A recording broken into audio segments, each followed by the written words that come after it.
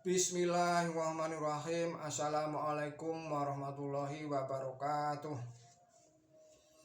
Allah Ta'ala mendirikan jamaah ini dan memperlihatkan ratusan tanda bukti untuk mendukungnya. Tujuannya adalah menjadikan jamaah ini sebagai jamaah sahabat Nabi Muhammad Sallallahu Alaihi Wasallam, sebagaimana yang terjadi pada masa generasi terbaik atau generasi khairu qurun. Orang-orang yang masuk dalam jamaah ini, mereka masuk dalam jamaah aqorina minhum, kaum lain dari kalangan mereka atau kaum lain dari golongan sahabat Nabi suci Muhammad Sallallahu Alaihi Wasallam. Oleh karena itu, mereka wajib melepaskan atau meninggalkan kesibukan-kesibukan yang menipu dan memusatkan seluruh perhatiannya kepada Allah Subhanahu wa Ta'ala, dan menjadi lawan bagi kaum yang bengkok atau menyimpang atau faijawaj. 3 era atau masa telah berlalu dalam riwayat Islam. Yang pertama, masa 3 generasi terbaik atau khairu qurun syaniyah. Yang kedua, masa kaum yang bengkok atau menyimpang, yaitu faij afwaj, yakni era sesudah generasi terbaik. Mereka itu disebut Rasulullah Muhammad Sallallahu Alaihi Wasallam sebagai bukan golongan beliau, dan beliau bukan dari antara mereka. Dan yang ketiga adalah masa Masih Ma'ud yang terkait dengan masa Rasulullah Muhammad Sallallahu Alaihi Wasallam. Bahkan hakikatnya ini adalah masa Rasulullah Shallallahu Alaihi Wasallam. Allah berfirman di dalam surat Al-Jumu'ah surat 62 ayatnya 3. Bismillahirrahmanirrahim. Orang-orang lain dari kalangan mereka yang belum pernah menggabungkan diri dengan mereka.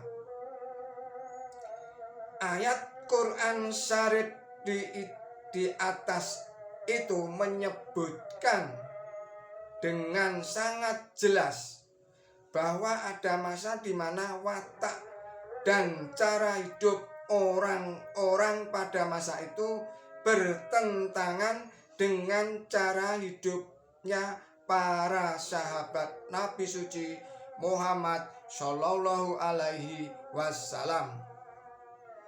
Kenyataan menunjukkan bahwa selama 1000 tahun periode pertengahan, umat Islam menghadapi banyak kesulitan dan musibah, kecuali segelintir orang. Banyak dari mereka yang meninggalkan Islam. Pada masa itu lahir banyak mazhab seperti Mu'tazilah dan Ibahiyah. Aku akui tidak ada masa bagi Islam yang berlalu tanpa ada contoh keberkahan di dalamnya. Tetapi pada periode pertengahan yang telah lalu, jumlah abdal, aktab, dan Hud dan wali Allah lainnya sangatlah sedikit, yang mungkin kurang berarti di dalam menghadapi jutaan manusia yang tersesat dari jalan yang benar dan menjauh dari Islam. Karena itu Rasulullah Muhammad Shallallahu Alaihi Wasallam dengan mata nubuahnya melihat masa itu dan serta-merta menyebutnya sebagai masa kaum yang menyimpang atau jahat. Namun kini tiba saatnya Allah Ta'ala berkehendak menciptakan satu kaum lain yang agung, yang disebut kaum atau golongan sahabat. Karena hukum alam atau sunnatullah di dalam jamaah yang Allah Ta'ala dirikan terjadi perkembangan secara bertahap. Maka peningkatan dan kemajuan jamaah kita ini juga bertahap. Seperti benih tumbuhan. Tujuan jamaah itu mencapai atau tercapainya melalui proses secara berangsur-angsur. Seperti benih yang disebar di bumi. Tetapi tujuan yang luhur bagi jamaah kita masih sangatlah jauh untuk dijangkau. Tujuan itu tidak mungkin tercapai selama dalam jamaah kita tidak ada keikhlasan. Maksudnya, saya ulangi lagi,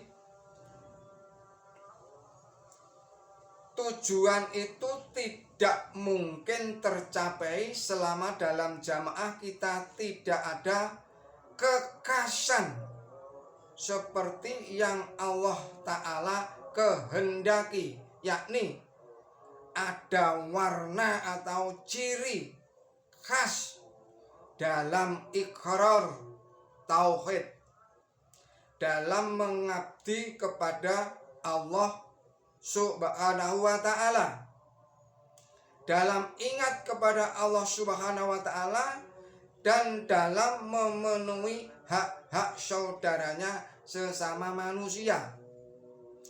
Tujuan umum dibangkitkannya semua nabi adalah untuk menanamkan cinta sejati kepada Allah Ta'ala dalam hati umat manusia, mewujudkan kearifan khusus dalam memenuhi hak dan mencintai umat manusia sebagai sesama saudara. Selama perkara-perkara itu tidak ada di dalam diri manusia secara sempurna, semua itu hanya akan menjadi hal yang bersifat ritualitas formal belaka. Demikian nasihat Hazrat Mirza Ghulam Ahmad Mujadid abad ke-14 Hijriah. Billahi taufik wal hidayah. Wassalamualaikum warahmatullahi wabarakatuh.